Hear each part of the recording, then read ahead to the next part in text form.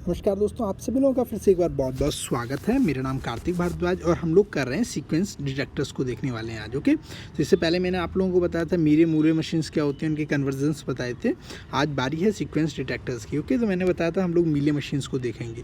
दोस्तों, sequence detector आप basically दो पार्ट्स में डिवाइड कर सकते हैं, एक नॉन ओवरलैपिंग और एक ओवरलैपिंग। बेसिकली इनका मतलब समझते हैं होता क्या है। दोस्तों, सपोज करो एक सर्किटरी डायग्राम है, क्या होता है कैसे होता है अभी देखेंगे, लेकिन फिलहाल अभी ये मान लो कि ये सर्किट है जिसके अंदर आप कुछ इनपुट डालोगे। अब क्या है, इस सीक्वेंस डिटेक्टर को एक पर्टिकुलर सीक्वेंस के लिए डिज़ाइन किया गया है। सपोज करो ये सीक्वेंस डिटेक्टर इसलिए डिज़ाइन किया गया है कि जब 1001 आ जाएगा उस टाइम पे ये सिग्नल आउटपुट, जो आउटपुट सिग्नल है, इसको 1 कर देगा।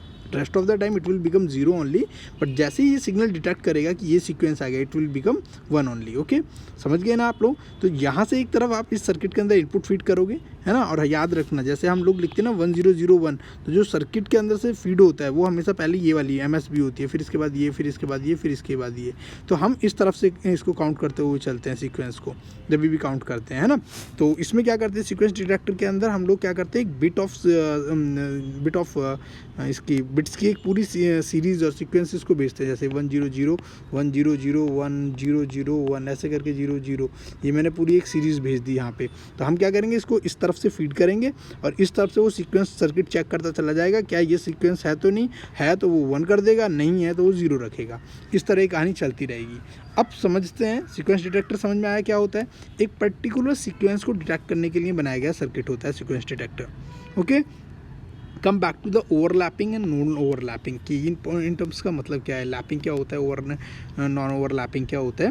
तो ओवरलैपिंग का मतलब क्या होता है दोस्त, कि मतलब सपोज करो आपने ये भेजा 100 1001 तो ये क्या करेगा, इधर से चेक करना शुरू करेगा। जैसे ही इसको ये वाला सीक्वेंस मिलेगा ये बोल देगा ठीक है 1, एक बार 1 कर देगा। लेकिन जैसे ही फिर वो आगे से करेगा तो वो यहाँ से मतलब वो देखेगा कि कहीं भी 101001 तो नहीं मिल रहा है। अगर ओवरलैप भी हो रहा है इसको 1001 मिलने के लिए, अगर उसे ओवरलैप करना पड़ रहा है ना साइड में, तो वो करेगा ओवरलैप, तो दैट इज़ ओवरलैपिंग। बट अगर आपको यही सीक्वेंस 001 होगा तो ये क्या करेगा, जैसे ही अगर आपका नॉन ओवरलैपिंग होगा तो जैसे ये पहला सीक्वेंस इधर से मिलेगा, क्योंकि हमेशा या मैंने आपको बताया इनपुट यहाँ से काउंट होना शुरू होगा, यहाँ से देखना शुरू करेंगे, ठीक है ना। तो ये जैसे ही पहला सीक्वेंस मिलेगा ये 1 कर देगा, लेकिन वो फिर अगली से यहाँ से चेक करना शुरू करेगा कि सीक्वेंस है या नहीं है। तो पुराने वाले केस में ओवरलैपिंग में ये 2 बार ये सेम ही सीक्वेंस बिट्स का ये जो है ये सर्किट 2 बार देता है ओवरलैपिंग के केस में। बट नॉन ओवरलैपिंग के केस में क्या करेगा, ये सिर्फ 1001 ये एक बार 1 देगा, फिर उसके बाद वो अगले सिरे से काउंट करना शुरू करेगा। तो यहाँ पर तो 001 आया तो नहीं देगा, तो ये एक बार आएगा। Is that clear. ओवरलैपिंग का मतलब सीक्वेंस को ओवरलैप कर सकते हो डिटरमाइन करने के लिए। नॉन ओवरलैपिंग का मतलब जब पूरा सीक्वेंस आएगा 1 हो जाएगा, फिर नेक्स्ट बिट से चालू करेगा वो सीक्वेंस मेजर करना, है ना। जैसे 1001 है, यहाँ तो 1 कर दिया, अगली बिट जब आएगी फिर वो यहाँ से ढूंढना शुरू करेगा क्या 1001 आ रहा है, नहीं, वो यहाँ पे 1 आ रहा है तो उसको कंसिडर करेगा, फिर देखेगा आगे बिट आई है उतनी नहीं आई है, अदरवाइज वो उससे छोड़ देगा। Get it. तो 2 मतलब समझ में आ गए, ओवरलैप और नॉन ओवरलैपिंग। तो ओवरलैप तो समझते होंगे जब एक दूसरे के ऊपर जो है मतलब उसको उसका कॉमन एरिया यूज़ कर लें, ठीक है ना। नॉन ओवरलैपिंग में कुछ कॉमन यूज़ नहीं करना है, ठीक है ना, जो यूज हो चुका है already. Okay, come back to the point. तो यहाँ पे हम लोग शुरू करेंगे दोस्तों नॉन ओवरलैपिंग वाला। तो दोस्तों यहाँ पे मैं सबसे पहले आपको एक सीक्वेंस यही वाला 1001 ये मैं एक बार आपको बना के दिखा दे रहा हूँ, समझा दे रहा हूँ, ठीक है ना। तो सबसे पहले मैं आपको बता दूं, जितना आपको सीक्वेंस कैलकुलेट करना है, ठीक है ना, उतनी आपके पास स्टेट्स होती हैं, समझ रहे हो ना। जैसे 1001 तो इसका मतलब क्या है कि आपके पास इतनी स्टेट 4 स्टेट का होना ज़रूरी है, समझ रहे हो ना। 40001 4 स्टेट्स होंगी यहाँ पे, ठीक है। दूसरा, आपके पास स्टेट्स होने के लिए 4 स्टेट्स होनी ज़रूरी है। फ्लिप फ्लॉप कितने चाहिए होंगे, है ना। 4 स्टेट के लिए कितना, तो 2⁻², that is going to be 4। तो यहाँ पे कितने, 4 स्टेट के लिए 2 फ्लिप फ्लॉप काफ़ी हैं आपके, यहाँ पे 2 फ्लिप फ्लॉप बना देंगे। Got it. कई बार ये पूछा जाता है कि आपको सीक्वेंस दे दिया जाता है कि इसके लिए कितने फ्लिप फ्लॉप चाहिए, तो जो सीक्वेंस आप ढूंढ रहे हैं उतनी आपको स्टेट चाहिए, है ना। और जितनी आपको स्टेट चाहिए उसको जो है उतनी स्टेट्स के लिए आपको क्या करना है, जो आपके 2⁻n = state, number of state के बराबर रख देना, तो आपको मिल जाएगा ये, ठीक है ना। तो यहाँ पर जो है आपको number of flip flop 2⁻n था ना, this is the number of flip flops, है ना। चलो अब चलो यहाँ पे लौट के चलते हैं। मैंने क्या करा है, जितने मेरे पास वो इनपुट्स थे मैंने उनको स्टेट का नाम दे दिया, एक A B C D, 4 state का नाम दिया है, ठीक है ना। मैं यहाँ पे आपको बना के दिखा रहा हूँ, एक एक चीज़ आपको यहाँ पे बना के दिखाता हूँ, ध्यान से देखना। मेरे को सीक्वेंस पकड़ना है 1001, ऑलराइट। मैंने क्या है 4 स्टेट लिए, एक ली ए, एक बी, एक सी और एक डी, है ना। यूजुअली स्टेट्स कैसे लेते हैं हम 0001 1011, बट अभी फॉर टाइम बिंग मैं क्या कर रहा हूँ, इसका नाम ए रख दे रहा हूँ, इसका नाम मैं बी रख दे रहा हूँ, इसका नाम मैं सी रख देता हूँ और इसका नाम मैं डी रख देता हूँ, ठीक है।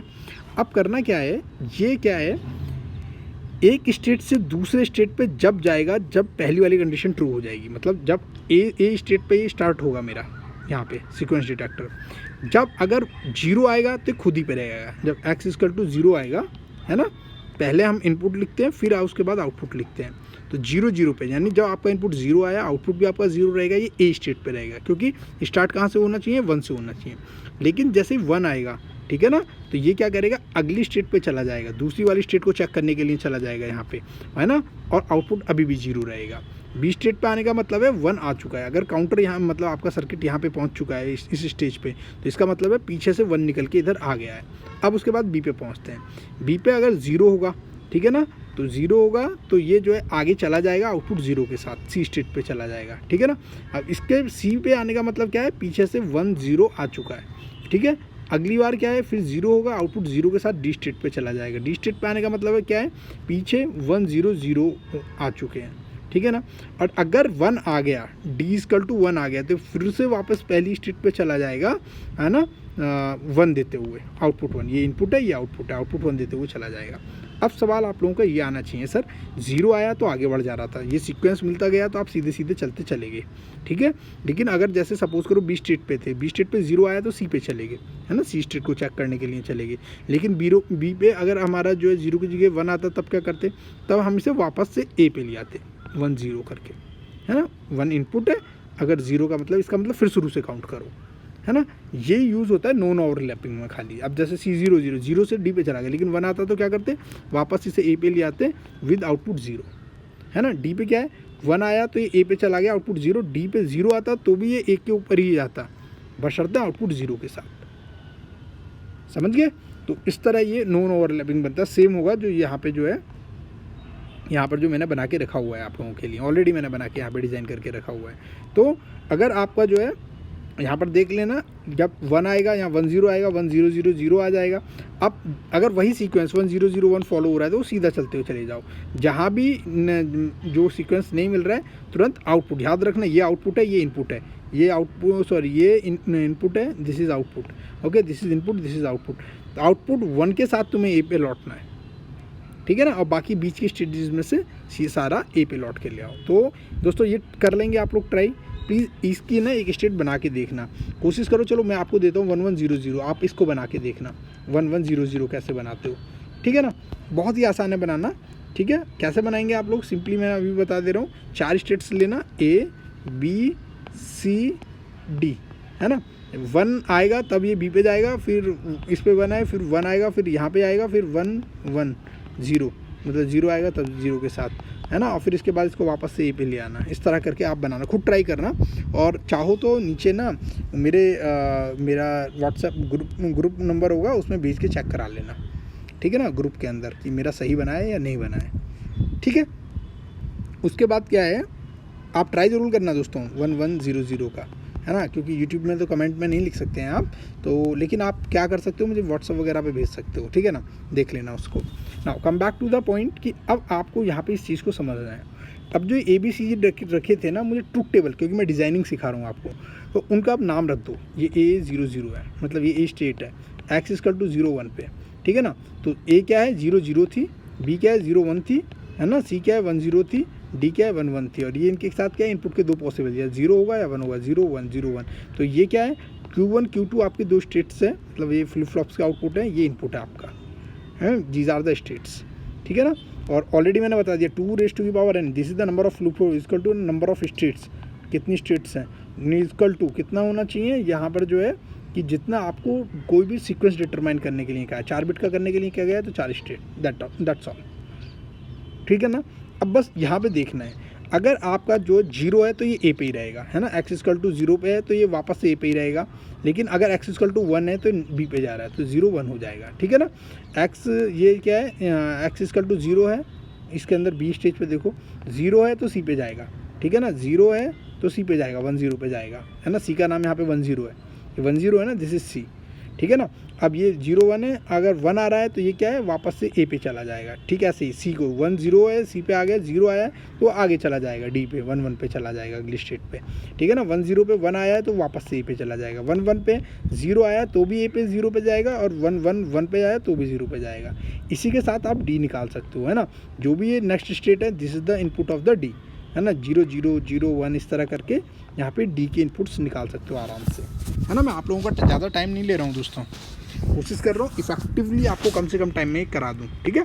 तो डी कितना है, D1 आपको क्या करना है दोस्त, यहाँ पे जो भी आपकी ये आपके जो नेक्स्ट स्टेट होती है वही डी की जो है आपको करेक्टरिस्टिक इक्वेशन पता होगी, D equal to Q plus whatever the यहाँ पे जो इनपुट रहेगा वही नेक्स्ट स्टेट रहेगी इसकी, है ना। वाई जो होगा दोस्तों, वाई कैसे आप कैलकुलेट करोगे दोस्तों, यहाँ पर जो वाई निकालना है, वाई सिर्फ आपका एक बार 1 आएगा जब आपका ये वाला है 1 1 से इनपुट 1 रहेगा तभी आपका 1 जाएगा, है ना। तो वाई कैसे निकल के आएगा, जब वाई की टेबल निकालोगे, this become y equal to Q0 Q1 into x, है ना, एंडिंग मिल जाएगी ये वाली, ठीक है।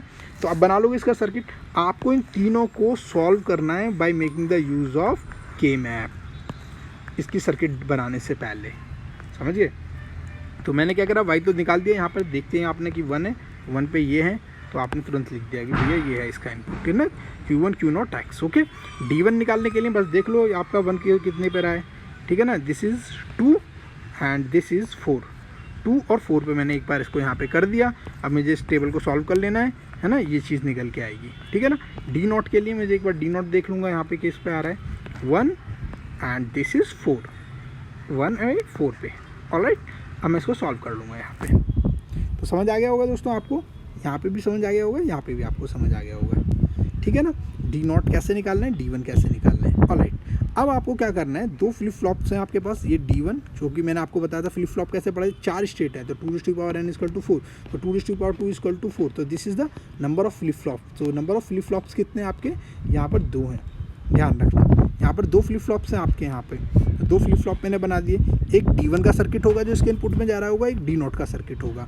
अब क्या है, ये अलग से मैंने बनाए, D0 का ऐसे बनेगा, D1 और D0 का इस तरह बनेगा, ठीक है ना, उसको इस तरह बना सकते हो आप। जब बनाओगे तो ये सर्किट्स आप एंड और यूज़ करके आराम से बना सकते हो, एंड और यूज़ करके आराम से बना सकते हो, है ना। इन सर्किट को देख के मैं बोलूँ इनपुट मेरे आपके पास अवेलेबल है, तो इस तरह आप आराम से देख के इनको बना सकते हो। अब ये जो सर्किट हैं ये यहाँ पे फिट होने वाले सर्किट्स हैं।